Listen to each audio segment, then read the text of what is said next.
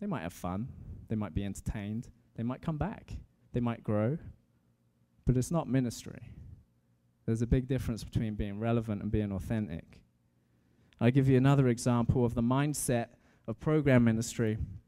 The last church I worked at, I started out as the children's pastor, and I, over the course of time, established the skate park and the skate ministry, and transitioned out from my role as a children's pastor so that I could focus solely on the skate park and the skate ministry.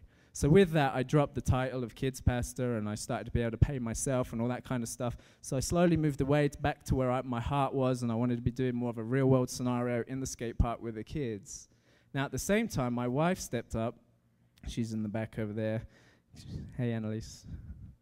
She's with the baby, the one making all the noise.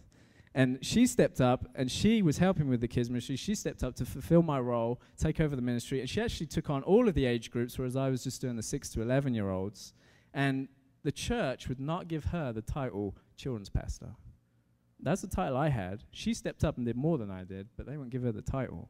Because to them, giving her that title was too much of a position within the church. Had nothing to do with her spiritual calling, which actually she's more spiritually gifted as a pastor than I am, but the church didn't recognize her for a spiritual gift. To them, pastor was a title and a position within the church, and they weren't willing to give that to her, maybe because she's a woman. But they hid behind the excuse that she didn't have a degree. I never had a degree. I still got the title. That's what they hid behind. That's not what ministry is about, is it? I think everyone here knows that. It's a calling. Jesus entrusted his kingdom to common fishermen, tax collectors, farmers, that kind of thing. Even average Joe. That's who's meant to be building his kingdom. It doesn't matter about the title. That's not why we do it. And if you're going to do escape ministry, my advice is do it on a pure foundation. Do it with the right motives and the right heart. Ask yourself, why am I doing this? What do I gain from this? Or who am I trying to serve? Don't do escape ministry if you think it'll make you money, because it won't make you money. Do not do escape ministry if you're just following a fad, because that doesn't grow. That's not good. That's not what it's about. We're not trying to follow a fad. We're trying to follow Jesus and his calling and his leading in our life. And do it if you love young people. Do it if you love God. Do it if you love skaters. Do it if you want to show them God's love. Do it if it's God's plan for you and you've asked him about it. It all starts with you starting with him. And our goal for ourselves is a pure heart so that we have a pure ministry. And typically a real-world ministry builds God's kingdom, and programmed ministry builds churches. Purify your motives and choose your allegiance. Who are you serving? You serving man's institution, or are you serving God's kingdom? And that's a question I think we always have to ask ourselves. I know I have to keep examining myself. Whatever it is I'm doing, I have to keep asking that question. And I think there is a big difference between the two. I wish there wasn't, but unfortunately, in the real world, there is a big difference between the two. So I'm going to put the question to you, what should we build on? And I think the answer would be we build on faith. As we build our ministries, we build on faith. My own journey took me far from skate ministry before I was ever to set up anything. Had a lot of years of foundations to lay before God ever released me in this to be a skate minister. And back when I was a teenager, I used to go to these Christian camps in the summer, and we used to set up skate parks so the kids could skate. And that was my first taste of doing skate ministry, and I loved it. And I was like, man, this is my dream. This is my life. I want to do this. That's what I want to do in my life. But it would take many years before I'd get to that point.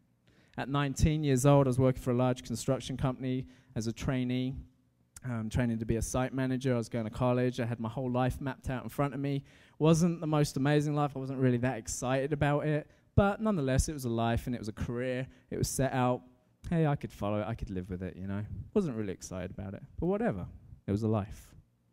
But God had another plan. One night while I was sleeping, he gave me a dream. It was a dream that was realer than any dream I'd ever had before. And in it, he spoke to me the words from Matthew 6:33. And he said, seek first the kingdom of heaven. All these other things will be given to you as well. Now, at the time, I really wasn't sure what it meant, but I understood that this dream was significant to me and that God was trying to speak into my life. So I paid attention, and I thought about it. Then just after that, unexpectedly, all us trainees got laid off from our jobs, and we had to go find another one. So I spent the whole summer looking, taking interviews, not really sure what I was going to do in my life from that point on. But this dream was in the back of my head. And I got a couple of job offers and I turned them down. I was like, nah, it's just not right. It's just not what I'm supposed to be doing. And it was quite a difficult time for me. I was really in a transition stage where I didn't know where I was going to go left or whether I was going to go right. And in my desperation and frustration, I turned to my Bible and I opened it up and I was reading Acts. And this verse just jumped out and grabbed me.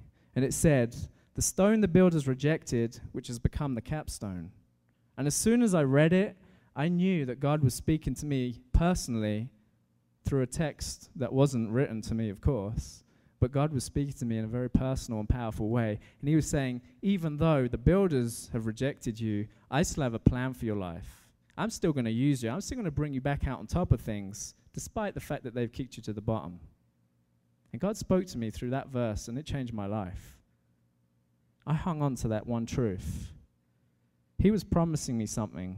And even though the world had rejected me, God wasn't going to. And from there, I went to work for a homeless charity. I kind of laid aside everything I'd been doing previously. I didn't finish my college. I went to work for this homeless charity. I wasn't really getting paid. Had to sell my beloved car, which was almost my idol at that time, you know. And I put that all to one side to find out what it was to pursue God's kingdom first in my life. And from there, about another year later, I had another dream, and I'll share this with you. In this dream, I was looking out. God speaks to me a lot in dreams, okay? Everyone's different. That's just the only way he can get my attention, I guess, is when I'm asleep. So in this dream, I was kind of standing on the edge looking out over this castle, and I had a companion next to me. I just kind of said to the person next to me, I said, "Hey, look at this. Look at everything I just built." And the guy looks at me, and he says, "Yeah, but I'm the one who made the bricks." And that dream kind of served as a warning and an encouragement.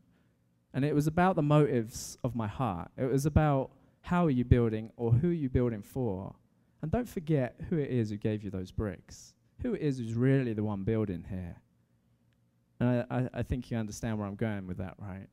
Who it was that was stood next to me. From there, I eventually went to New York to work for a kids' Sunday school program. I spent a few years there. And then from there, I went to Tampa as the children's pastor of a church there. And even then, I had to go back to work in construction just to make ends meet. So it's like this dream's there. This promise is there.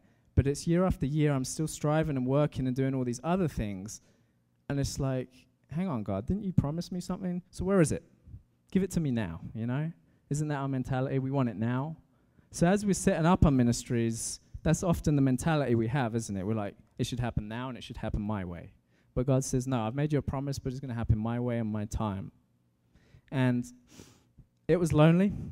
It was desperate. It was hard. I quite literally ended up working for a guy shoveling dog crap in his yard one time. That's how kind of low in my mind I went as far as there's my dream and there's where actually my reality was. There's the dream and there's Mark all the way down there. Where's God? And if I looked at just the circumstances at that point in time, I probably would have given up because I wanted to start skate ministry. Had no money. How many of you know it costs a lot of money to start a skate park? It takes a lot of money. I had no people, had no team. I didn't know anyone in Tampa. I was lonely. I had my fiancée, she was still in England at that time.